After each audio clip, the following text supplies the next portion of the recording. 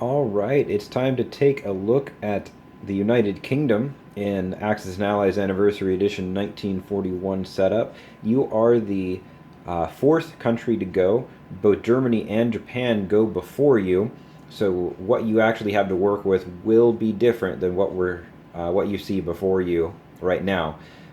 This is the initial startup of the game.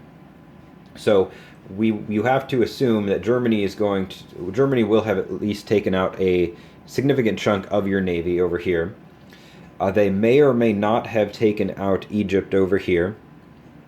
As we move across here, Japan will have done all sorts of mean things to you down here. You're probably still going to have these guys over here, but there's a chance you might not, but you probably will. And you probably will have this little bit of a navy over here. So the question is, what should you do? Well, there are a few things that you definitely want to take a look at first.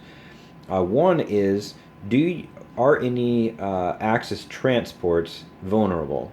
For example, if the Germans maybe moved their fleet out here to take out that destroyer and didn't build any kind of additional surface fleet, left the transport behind, if we can take it out easily, done.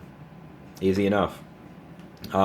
If we can somehow get to this transport, maybe the Germans didn't move it, or maybe we can get to it with a bomber, and then we can land the bomber somewhere that would keep it reasonably protected. Absolutely, we want to try and take that out. Over on the Japanese side, they're likely going to have transports strewn all over the place. They start the game with 5 of them. We have not a huge navy, but we do have a destroyer here and a destroyer here. If they've left transports vulnerable, we can try and pick them off. If they have left these islands vulnerable, we do have a transport here. We could drop some guys off in either East Indies or Borneo if we can make it through. And we could potentially hit New Guinea. Now, New Guinea is only going to be worth 1, but it does factor into a national objective, so if you're playing with those, it could still be worth it for you to take that. Now, that would leave Australia and potentially India a little bit weakened. If you think that India is strong, you could consider building a factory over there. Just be very aware of where all of the Japanese, not just transports, but also their air power is. And if they can swing around and hit India on their second turn, they're definitely going to strongly consider it if you build that factory there. However, if India looks like it's going to be very safe on the second turn for you, then you might consider building a factory there, because that can help block this backdoor entrance into the Soviet Union and can help slow Japan down. You also don't want to forget about your couple infantry you have here. You want to do something with them. Now, let's see. So you could, let's say there's nothing vulnerable over here. There are no islands. You don't want to leave India defenseless. You could, if the Japanese are going to make coastal bombardments, if there's no naval battle, you could leave your destroyer there just to stop that, or you could move your destroyer, somewhere else, just to get it out of harm's way. Over here, this destroyer, if there's nothing you can do that's annoying to the Japanese up this way, then you should consider talking with the U.S., seeing where their navy is going to be at the end of their turn, and is it possible for you to link up. For example, maybe they're going to move this fleet to Hawaii. Well, you can get to Hawaii from here, get those fleets to link up, potentially. Now, we'll move back over here, because at the start of the game, at least, England, the island of England, is the only place where you have a factory, so all of your new units are going to have to go there. Now, I do like building a carrier and then moving my fighters over to it. However, if Germany has defended this transport, maybe they built a cruiser, maybe they built a carrier, which is something I like to do, put a couple fighters on it, you could be in danger of a sea lion. So you don't want to, in that case, you wouldn't want to build a carrier and move both your fighters onto it. You're practically inviting Germany to try and invade you. If Germany doesn't have a carrier, or it doesn't have a transport, or it looks like you're able to take it out, or well, by the time you're placing units, you would know. If you can take it out on the first turn, then you might not have to worry about that. You can plop down a carrier, move your fighters over, no problem. You do want to be aware of where these subs are. You're going to need at least one destroyer available if those subs are still lurking out there.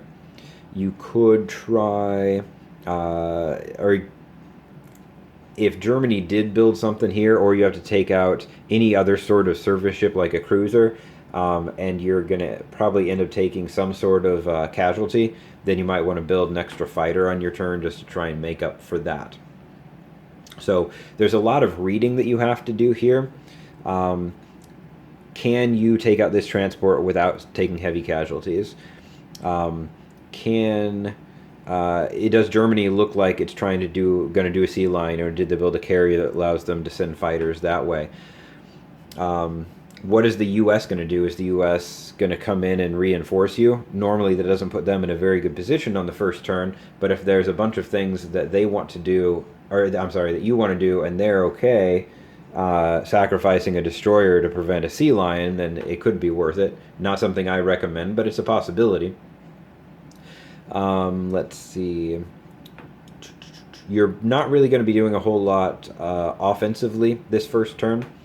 One thing that I like to do that can be kind of annoying to the Axis is strategically bombing Italy turn after turn, but you're probably going to need your bomber to deal with the German Navy on the first turn, so that probably isn't going to be practical.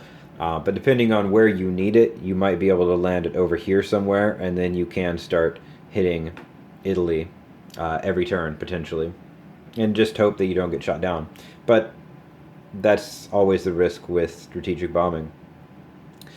So your focus is going to be, just to do a little bit of a recap, because there's a lot of little things to pay attention to. You're going to be looking for vulnerable transports. You're going to be making sure, if you can prevent a sea lion, that you do so. If you can't prevent it, then you want to make sure either you build, let's say, a carrier but don't put fighters on it, as long as this fleet will still be safe, or maybe you just save your money and then put down a much bigger navy the second turn, and maybe build just like a fighter or something to overcome a casualty you take this turn. And let's see here. I feel like I'm forgetting something. And the same rules apply over in the Pacific. We're going to be watching for lone transports, trying to take them out. If Japan has overextended itself and there's a weak point over here, maybe we can, one of the things that I like to do is try and take out that Japanese fighter. Well, maybe Japan did that, but it left French Indochina vulnerable. We can just march in. We don't want to leave India vulnerable in the process, but if we can, knock that out, or we can take one of these islands away from them, that's an extra couple production for us. If Germany has not taken Egypt, then we could consider moving a couple of these infantry over here to reinforce it. Now, we do need to keep in mind Italy's here. They could land behind us, and they'd have at least something coming up this way. But Egypt is the key to the rest of Africa, so we do want to try and hold on to Egypt if at all possible. Now, what we're going to want to do eventually is, as we build up our navy over here, maybe with a little help from the U.S., maybe the U.S. does something totally different down in the Med, maybe the U.S. is focusing on Japan, but eventually for England, we're going to want to be helping Russia first, shore up Russia. They usually are getting beat back pretty badly early on in 1941. Maybe grab some Scandinavia, be in a position where we can threaten. The more of the German coast we can threaten, the better off we are, because it means Germany can't concentrate its forces as much, and then we can hit them where they are weak. So ultimately, that's what we're going to want to do in Europe. Try and keep the Soviet Union strong and pick off weaker German territories as we build up, and then we just start threatening everything. And if we can take out whatever they have in the Baltic, that's even better, because now we can threaten Germany directly, and we can we have a second route into the Soviet Union to defend them that way as well. So those are my thoughts on the United Kingdom. It gets a little bit tricky because you're two of your three opponents, and they are the two by far larger, more powerful ones, go before you. So you can't really plan exactly, we're going to move these units here and those there. But there are certain guidelines. Hey, pay attention for this. Hey, watch out if Germany looks like that. Just to make sure you don't get caught by surprise, and then you're going to be looking to build up over time and then strike slowly at first and then in more powerful ways later on in the game.